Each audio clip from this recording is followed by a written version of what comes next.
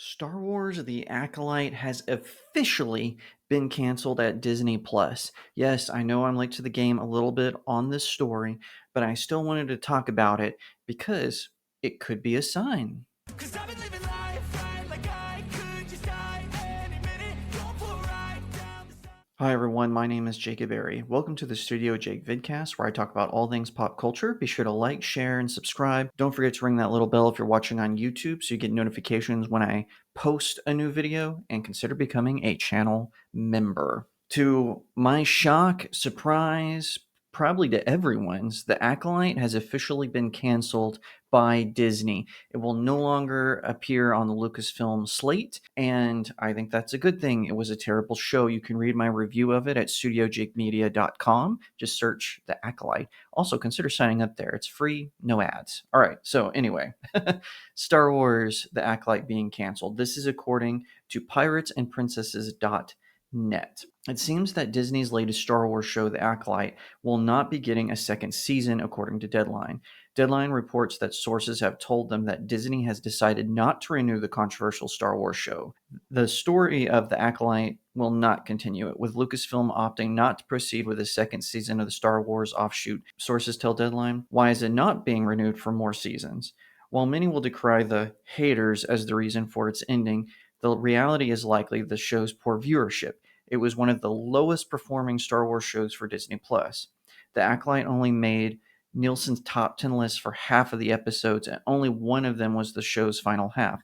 According to Star Wars Newsnet, the first two episodes, the third episode and the seventh episodes, were the only ones to even make Nielsen's top 10. I don't even believe they made the Nielsen's top 10. I think Disney paid for that. Anyway, continuing. In the first week, it tallied 488 minutes watched for two episodes, an all-time low for Star Wars, and only went downhill from there. The third episode amassed 370 million minutes watched, but after that week, the show disappeared. That means its viewed minutes were under 298 week 3, 319 week 4, 332 week 5, and 375 week 6 minutes. On week 7, it reached the number 10 spot with 335 minutes watched. Luminate Data reported episode 6, reflecting on how The Acolyte performed compared to other Star Wars show. And then they have a graphic showing that The Mandalorian Season 3 was the most watched and The Acolyte was the least watched. It is important to note that this graphic was made halfway through the 12-week time frame.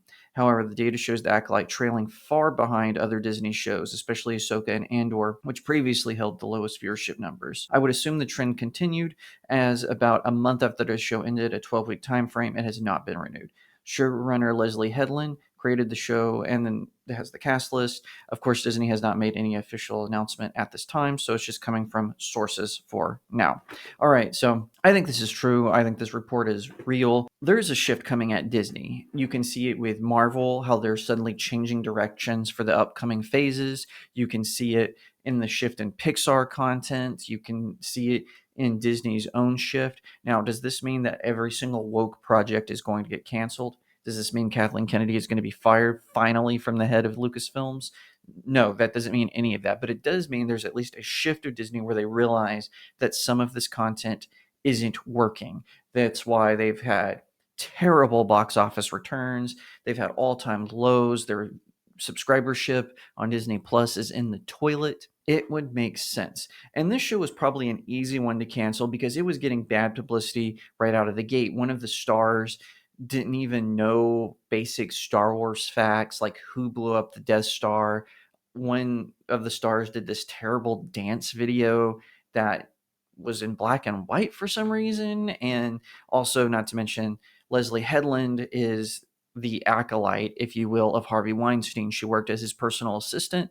He promoted her within the Weinstein Corporation and gave her a writing job. She praised him as one of her mentors. And then, of course, when the scandal broke and people were criticizing her for not coming forward, her response was to victim blame and then to her herself play the victim, which is very typical of these Hollywood big shots. So right out of the gate, Disney had a problem with The Acolyte. For one thing, it was based in Kathleen Kennedy's sort of pet project, that being the High Republic. No one cares about the High Republic. It is supposed to be set before the prequel trilogy, so in that era where there's no Sith threat. But then The Acolyte turns that on its head. Now the Jedi know that there are Sith out there. That kind of defeats the purpose. We all remember the scene with Qui-Gon Jinn reporting on Darth Maul to the Jedi Council in Episode 1, The Phantom Menace, an underrated triumph, if you ask me. And whenever he says, my conclusion is that this was a Sith Lord, one of the Jedi Masters responds, this is impossible. The Sith have been extinct for over a millennium.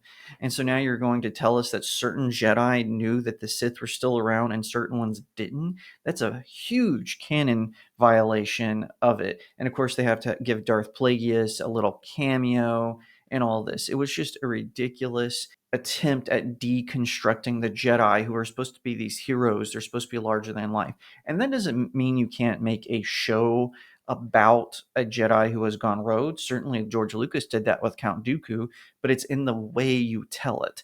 And they did it very poorly. They did it in a way where they were trying to say, oh, the Jedi are powerful, ergo they are evil. And that makes no sense. That's a very stupid conception, and one that is kind of aggrandized in this postmodern way of telling stories. It's very dumb. It's very lame, quite frankly, because then you have villains that are almost so relatable you don't know why you're rooting against them. It's kind of like what happened with Wish, right? Most of the people who I've talked to who have seen Wish, which by the way I haven't, that's why it's not reviewed on my website, I'm just saying anecdotally what others have told me, was that the bad guy wasn't really a bad guy. In fact, if the main character hadn't have done what she did to set the plot in motion, he would have just been a fine dude the whole time.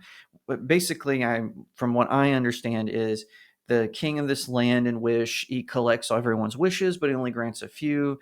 The main character, she thinks he should grant all of them for some reason. Who is she? She just gets to decide this. And I guess she brings a wish to a loved one. The king finds out about it and he breaks the wish. But then when he breaks it, the power of the wish goes into him, and that's what corrupts him. So if she had just followed the rules, there would have been no evil. It's the same that happened with Army of the Dead, which I know isn't a Disney film, but what set the whole issue with that movie in place is the main character played by Dave Bautista, the character of his daughter. She wanted to tag along to rescue one of her friends, and she breaks all the rules, and she's the one who ultimately ends up getting her father killed, spoiler alert, because of her inaction, but we're supposed to still praise her because she didn't give up on her friend? That's ridiculous. It's stupid. She basically got this whole team wiped out, but she's okay because she was loyal to her friend. What is that? Anyway, makes no sense. And that is the direction that Star Wars goes, that sort of storytelling where the heroes aren't who you think they are and the villains aren't as bad as they are. They just want to live their lives and it's just against the rules. It makes no sense. It's dumb. Obviously, like I said, I've repeated many times. So I think the Acolyte is done. I think we're going to see all of Disney go a different direction. I think heads are going to roll. Kathleen Kennedy's contract is coming up again. People have speculated that this is the end for her several times, including yours truly. I've made the mistake of falling for rumors that she is out. She may not be out, but it seems to me that she's lost a lot of her sway in how these projects are moving forward. And I applaud that. Hopefully, they will get someone in there. I had heard rumors that Leslie Headland was Kathleen Kennedy's choice. Apparently, she's friends with Harvey Weinstein's assistant. Makes total sense to me, but apparently she wanted her to take her place. She was going to retire and pass the baton to Leslie Headland.